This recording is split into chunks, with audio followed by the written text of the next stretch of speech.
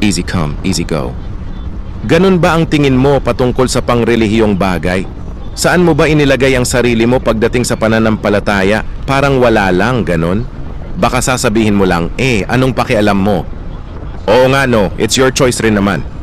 Pero sa mga nagnanais na matoto, sige, pag-uusapan natin to. Utos din kasi ang magbasa or magsaliksik. Basa, Isaiah 34:16. Inyong saliksikin sa aklat ng Panginoon at inyong basahin. Kahit isa sa mga ito ay hindi magkukulang. Walang mangangailangan ng kaniyang kasama, sapagkat iniutos ng aking bibig at pinisan sila ng kaniyang espiritu. Ano naman kaya ang garantiya ng Bible sa mga bumabasa? Basa, Revelation 1 verse 3. Mapalad ang bumabasa at ang nangakikinig ng mga salita ng hula at tumutupad ng mga bagay na nangasusulat doon, sapagkat ang panahoy malapit na. Thanks.